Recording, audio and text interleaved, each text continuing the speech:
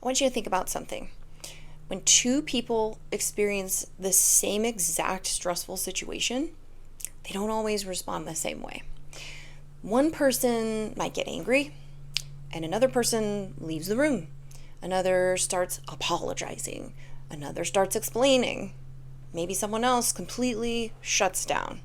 Another one starts cleaning the house furiously. Have you ever noticed that? Sometimes you might even experience these different responses in different situations, or even in response to the same situation. We are all ping-ponging back and forth between our sympathetic fight-flight response and our parasympathetic freeze-collapse response. And that is something that's going to happen. That pendulum swings in between those two when it's activated, but when it leaves your window of tolerance, it becomes dysregulated. And that's when you lose the capacity to wisely consider your options and think clearly.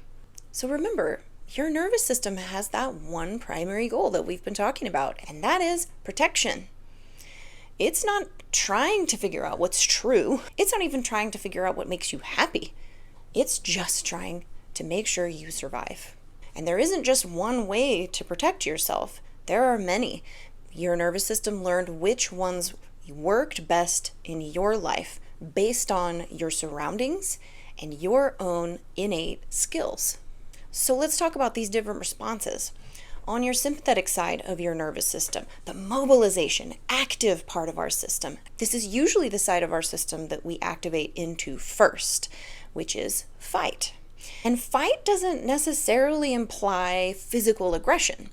A lot of the time it looks more like getting defensive or arguing or even just explaining, criticizing, controlling, losing patience. Somehow you're trying to manage this situation through active strategies. At its core, fight is saying, if I become bigger than this threat, I can stay safe. So think about that. That's one way of handling your situations. But if that doesn't work, we stay in our sympathetic side of our system, but we move in the opposite direction. Instead of fight, we're engaging in flight. Flight doesn't necessarily mean running away. Sometimes we can't run away or don't want to run away. Sometimes it's overthinking, staying busy, perfectionism, planning. Maybe you're constantly working or emotionally leaving the situation, numbing out by distracting yourself on your phone and avoiding difficult conversations. Flight says, if I can get ahead of the danger, I'll be okay. And this is often the part where our attention gets taken away into thought spiraling, overthinking, planning for every single eventuality, having a plan A through Z just in case something goes wrong and we can't figure it out. What are we going to do instead? Ruminating about what's happening. This is the flight side of our nervous system, where we're not actually solving the problem, but we are thinking a whole lot about it. And that can go a ways towards solving the problem, but oftentimes we get stuck in that situation where we're just always overthinking and ruminating and never really able to effectively put any of that into action. If our nervous system is engaging in these more sympathetic mobilization strategies and doesn't solve the issue, it starts to get overwhelmed. And when your nervous system is overwhelmed from expending all of this energy on trying to resolve the issue in fight flight, the next option, if you can't kill the tiger with your bow and arrow and you can't run away from it, you're going to play dead. And that's when our parasympathetic nervous system comes online. And that's freeze collapse. Sometimes protection looks like stopping the fight. Your mind goes blank. You can't make a decision. You might procrastinate or feel stuck or numb or disconnected. Sometimes it becomes so heavy when you're in this freeze collapse. This is where you feel shut down. Everything feels exhausting. You don't want to move. You might withdraw. You lose hope. And so often we misinterpret freeze collapse as laziness. They're not laziness. They're self-protection. They are a response to a system that did everything it knew to do to solve an issue and felt helpless enough that it shut down to preserve energy, to protect you from continuing to act in places where you're not being effective. So we also have another response in our nervous system that we don't talk about as much as we do fight, flight, freeze, collapse. And that response is fawn.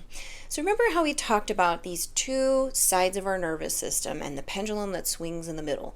This calm, connected state is our ventral vagal connective state. That's what we call it in the biz anyway. It's the part of us where we feel calm, connected, resourced. We have everything we need to do the things that we want and need to do. If we're over here in sympathetic activation and we're having a hard time solving our problems, maybe someone's not hearing us, maybe we're being ignored, maybe we're just feeling like we're about to give up. On the way over to shutdown, freeze, collapse, there is a stop. And that stop accesses these kind of middle zone coping mechanisms that we can access, which are social strategies. And that's where fawn comes in. Fawn is protection through connection with other people. It's people pleasing, keeping everyone around you happy, avoiding conflict, taking responsibility for everyone else's emotions, saying yes when you actually should say no, making yourself smaller. Fawn says, if everyone around me is okay, maybe I'll be okay too. And for many people, this strategy developed very, very early. And this one resonates with me as a member of high demand religion my whole life, and especially as a woman within that religion. I was taught that it was my job to forget myself in service of the religion, of God, of my family. And I had a lot of people around me that were very emotionally dysregulated. They didn't know how to take accountability for their own stuff, for their own emotions, for their own shortcomings. They didn't know how to engage in all these strategies that we're talking about here, and neither did I. Remember I said earlier that our adaptations are influenced by things we're really good at. Well, I gravitated towards being a therapist because I'm very, very good at attuning to other people and holding space for them and what they need. I'm also very good at foregoing my own needs in service to others. There is something about holding space for other people and making sure everyone around me is okay that I find truly rewarding. It aligns with my values, and it really does fill me to make sure the people in my life and in my business have what they need to do well in their life. Unfortunately, high demand religion and the adaptations I needed to make because of my family system asked me to take that too far. And I did very effectively. Oh, I'm not saying it was good. I'm just saying I was good at it. So I learned to completely abandon myself and what I needed. I learned to suppress anger and to have no boundaries, to basically let people take and take and take from me so that I could feel okay that everyone else was okay. I know now that that was an adaptation that I made, and it's taken me a lot of healing, a lot of work to undo those patterns. And as a little side note, I learned that guilt was driving all of that decision making. I felt so much responsibility to take care of other people that when I held boundaries for myself, when I said no, when I asked for anything in return, I felt so much guilt. And then anger would come up and say, hey, this isn't okay. You shouldn't be doing this. You shouldn't let this happen. But I learned that anger was not an appropriate emotion for me to feel, so I stifled it. My guilt learned to choke out my anger and shove it down, because for me, guilt is a powerful driver of emotions. And over time, I've learned to let anger come up and have a voice in my life, because anger has a purpose too. It's saying, hey, quit stepping on me. Quit allowing that to happen. Say no. Hold a boundary. Protect your energy. Protect your peace. Hold that person accountable for what they need to do. You are not responsible for everyone else. You are responsible for yourself.